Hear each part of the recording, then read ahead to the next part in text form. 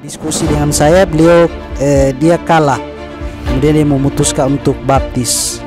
Kemudian yang pertanggungjawabkan baptis itu saya, karena waktu itu saya misioneris. Kemudian sudah dikirim surat lamaran ke kantor pusat di Jakarta. Akhirnya saya mendapat SK secara resmi sebagai pendeta muda di gereja Metro, sekaligus sebagai guru agama.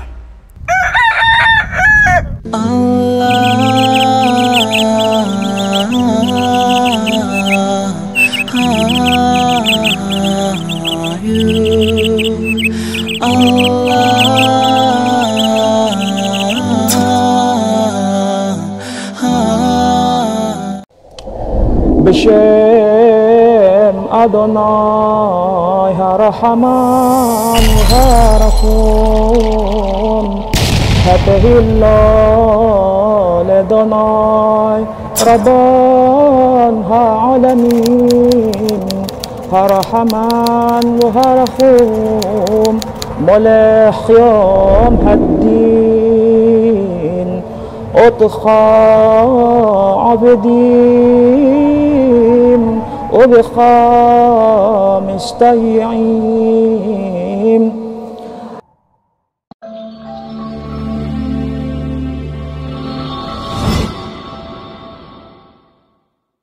Assalamualaikum warahmatullahi wabarakatuh.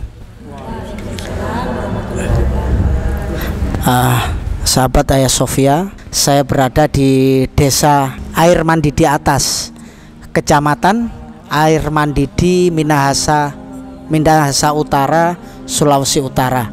Saat ini saya berada di Masjid Pangeran Diponegoro. Saya bersama dengan Jodik Liwoso. Bapak Jodik Liwoso sekarang sudah berganti Muhammad Syakban. Alhamdulillah. Ini saya akan bertanya ke Bapak Syakban, awal mula cerita Anda bisa menemukan Islam ini bagaimana, Pak Syakban? Saya ingin menceritakan sebuah kisah bagaimana sampai saya bisa memeluk Islam. Saya dilahirkan dari keluarga yang cukup taat beragama, keluarga Liwoso Rumonda. Orang tua saya mereka merantau di Maluku Utara. Itu tahun 94 mereka merantau. Kemudian di sana mayoritas muslim karena kerja di perusahaan pisang. Kemudian yang mayoritas di sana di perusahaan itu orang Jawa. Jadi saya bergaul dengan mereka di sana. Kemudian saya diajak untuk mengaji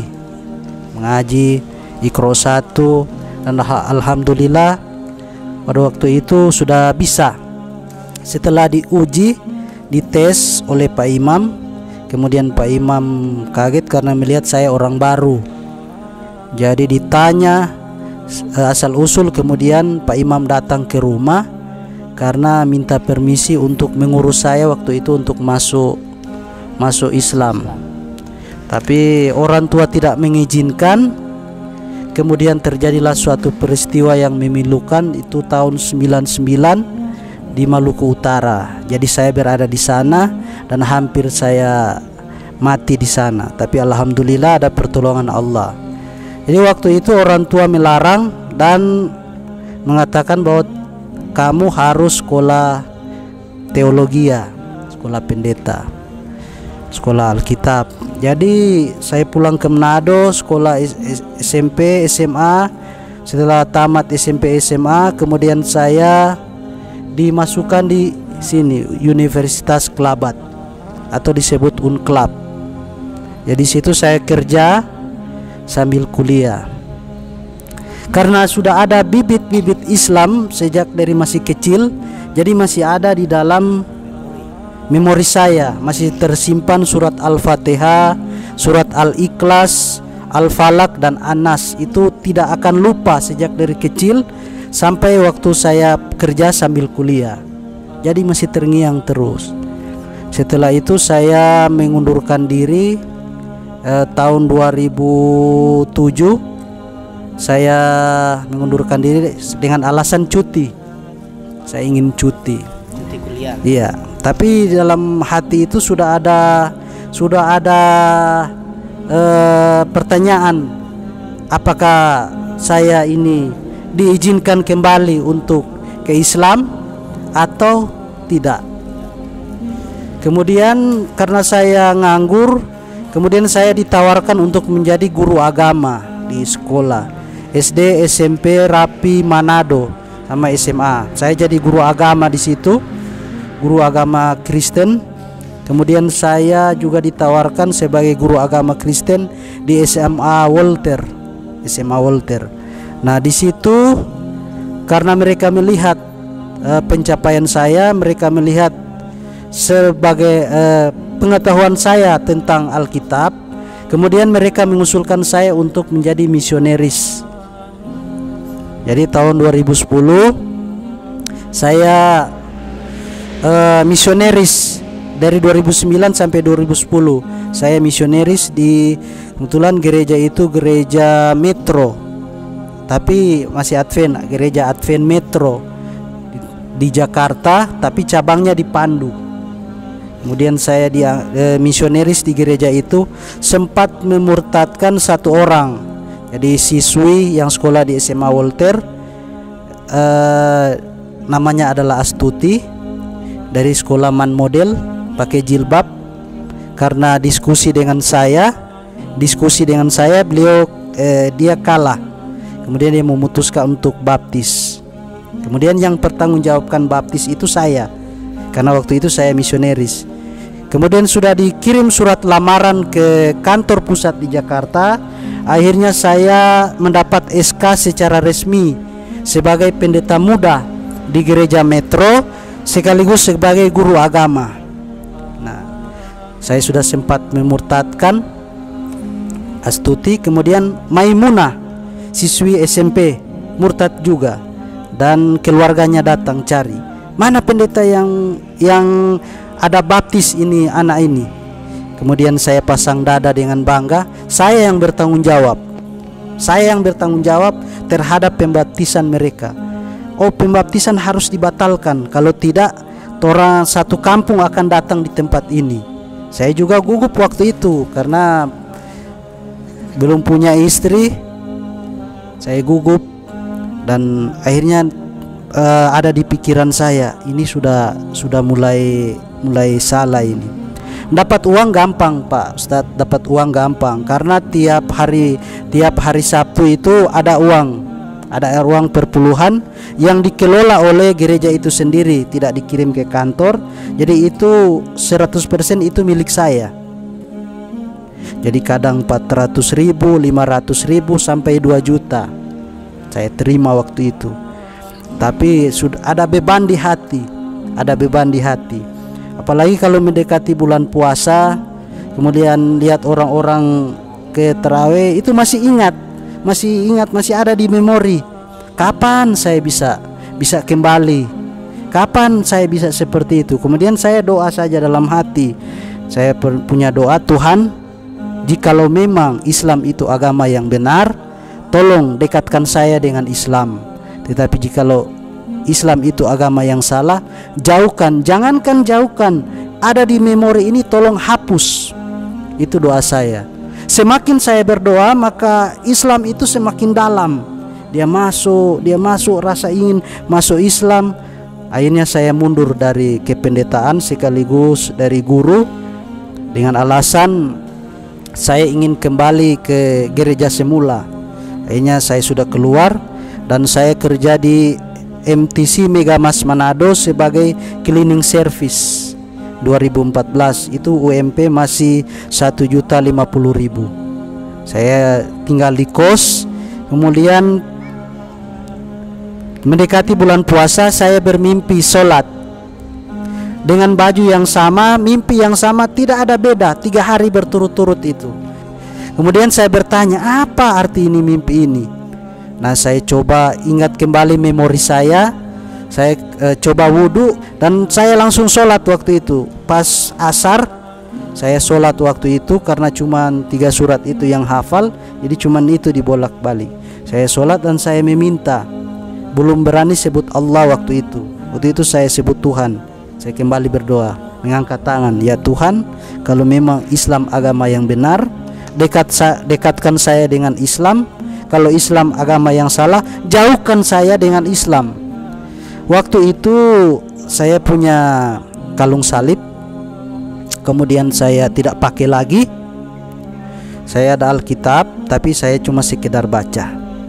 Kemudian saya cari Al-Quran terjemahan, dapat, dan saya belajar di situ, baca-baca, cari persamaan perbedaan antara ayat Alkitab dan ayat Al-Quran. Di sana ada perbedaan dan ada juga persamaan. Di sana saya kembali kaji. Kalau bilang hatam, saya ini hatam Alkitab, mulai dari Kejadian sampai Wahyu, itu saya baca dan saya pelajari. Nah, di sana ada ayat-ayat juga yang menguatkan tentang Islam, dan ada ayat-ayat juga yang mengatakan bahwa Yesus itu hanya sebagai utusan. Semakin kuat saya ingin masuk Islam. Saya katakan apapun yang terjadi, mau keluarga mau marah, mau saya dibuang atau diapa, saya tetap berpegang teguh pada keyakinan.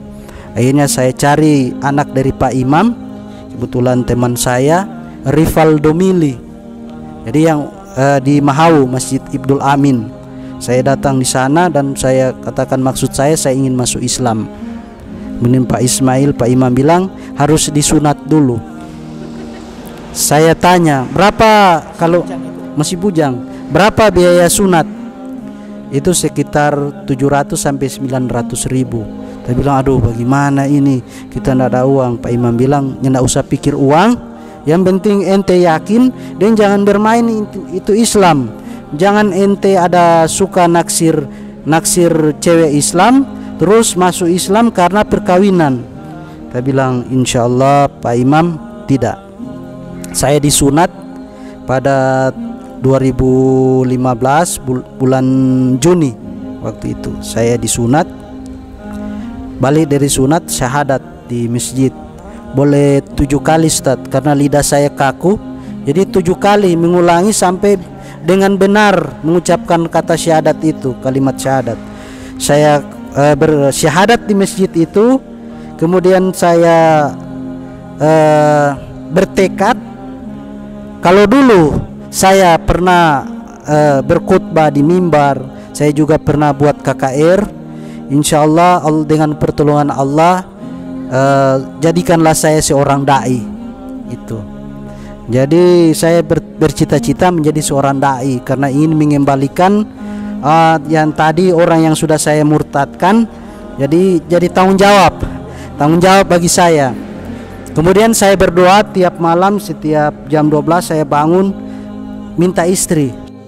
Saya berdoa, dan kalau boleh istri ini dia mampu membimbing saya waktu itu karena Islam ini masih baru. Jadi akhirnya dipertemukan lewat Facebook, orang Sangir, Peta, Muslim. Dia lulusan Stein Manado, guru agama Islam. Jadi Allah berikan tepat, Allah jawab seperti apa yang saya minta. Akhirnya saya dibimbing oleh istri saya ini mengaji. Saya bilang pada istri saya ini mantan pendeta muda. Kemudian saya ini stres kalau tidak naik mimbar. Kemudian tapi istri bilang, terus saya katakan saya ingin jadi dai. Istri saya katakan, kalau mau jadi dai, kalau mau ceramah itu harus tahu baca Al-Quran. Jangan cuman ceramah begitu terus tidak tahu, tidak paham Al-Quran, tidak paham hadis. Karena beda dengan kamu dulu. Kalau kamu bahasa Indonesia, ini bahasa Arab ini. Akhirnya saya dididik cukup keras karena mengaji Ustaz, di sebelah ada rotan. Kalau salah langsung dipukul. Jadi saya mengaji 1 tahun Ustaz, baru saya bisa baca Al-Quran. Setelah saya dicoba, dites, sudah tahu baca Al-Quran. Akhirnya istri saya katakan, silakan kalau ada yang mau undang, mau ceramah atau mau khutbah Jumat, silakan. Akhirnya saya diundang pertama kali di Masjid Kiban di Paniki, ceramah di majelis taklim, karena di sana juga ada mualaf, ada mualafah, ada yang sudah balik lagi ke Kristen, jadi mereka minta saya untuk ceramah di sana. Terus saya tanya, apa yang saya harus katakan? Teman saya ini imam, Ustadz Muhammad Yusuf, dia bilang, ya kalau boleh kristologi. Jadi saya baca buku dari Ustadz Insan almarhum, saya baca, saya pelajari di situ. Kemudian saya buka juga Al-Quran terjemahan, saya baca di situ. Kemudian saya belajar. Jadi itu ada sekitar 5 kertas, ada sekitar 5 kertas. Saya belajar, kemudian saya ceramah di sana. Saya sampaikan kepada para mualaf, karena sudah memegang teguh iman Islam, sudah bersyahadat, tolong jangan kembali. Akhirnya cukup keras waktu itu, dan alhamdulillah sampai sekarang ini saya masih berpegang teguh pada agama saya, walaupun dalam kesusahan, tapi insya Allah Allah selalu memberikan pertolongan pada saat kita meminta. Jadi saya juga ditugaskan di Minahasa Utara ini, khususnya di Kecamatan Wori, sebagai penyuluh agama Islam. Dan beberapa hari lalu kami mengikuti BIMTEK, penceramah agama bersertifikat. Jadi ada materi-materi yang memang perlu juga saya belajar, agar supaya ketika dimintakan untuk diundang ke satu tempat untuk menguatkan para mualaf dan mualafah, insya Allah dengan pertolongan Allah kita semua tetap kuat dan mempertahankan iman Islam kita. Setelah Ustadz masuk Islam, apa tantangan dari keluarga? Apa yang dialami tekanan dari keluarga? Tantangan yang saya hadapi adalah, pertama, ditinggalkan oleh teman-teman dekat, kemudian dibenci oleh keluarga pada saat itu. Bahkan ada yang mengancam untuk memukuli saya, ada yang mengancam kalau pulang kampung nanti ada sesuatu yang akan terjadi. Tapi saya hanya amalkan Al-Ikhlas 100 kali sebelum sholat wajib. Dalam 5 waktu itu saya amalkan baca Al-Ikhlas 100 kali. Alhamdulillah 3 hari sebelum Lebaran, waktu saya masuk Islam itu, saya pulang kampung dan diterima oleh orang tua, diterima oleh keluarga, dan tetap disayang. Bahkan sampai sekarang mereka sayang karena mereka melihat perubahan yang terjadi pada saya ketika saya memeluk Islam. Terus harapannya setelah masuk Islam ini bagaimana? Setelah saya masuk Islam, perasaan saya tenang, dan apapun masalah-masalah yang dihadapi itu semua aman, karena ada sesuai dengan tuntunan, yaitu Al-Quran dan hadis. Ketika kita mengikuti itu, alhamdulillah semua berjalan dengan baik, berjalan dengan lancar. Harapan untuk dakwah ke keluarga yang masih Kristen, ada nggak yang dilakukan? Harapan untuk dakwah ke keluarga itu sangat besar, karena di keluarga inti kami dari 3 bersaudara, 2 Islam, 1 kakak yang tua di Kendari sudah Islam, dan saya yang paling bungsu. Harapan saya untuk dakwah ke mereka, tidak mungkin saya ceramah ke mereka, tetapi saya dakwah melalui akhlak.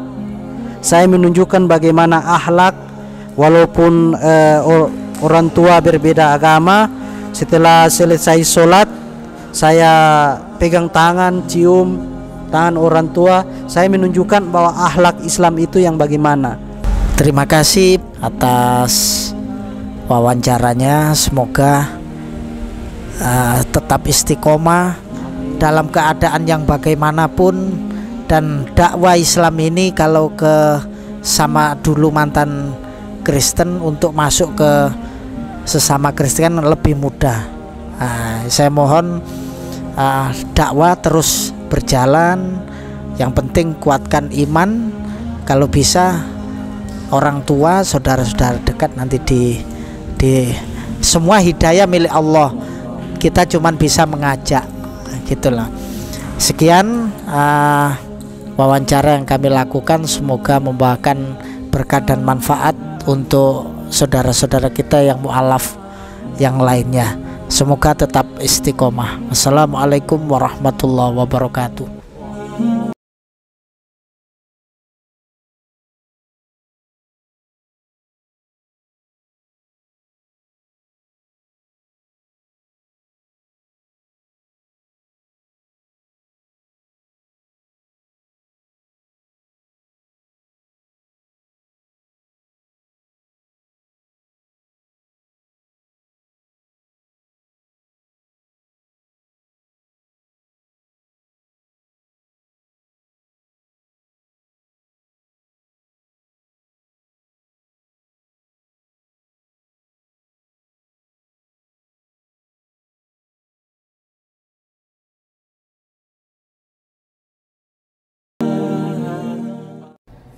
Lelang dakwah.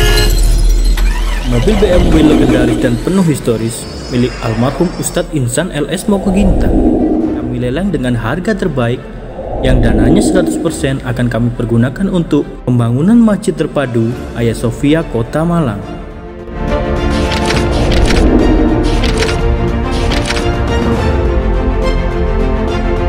Lelang ini dapat Anda ikuti di www.hagiasophia.id.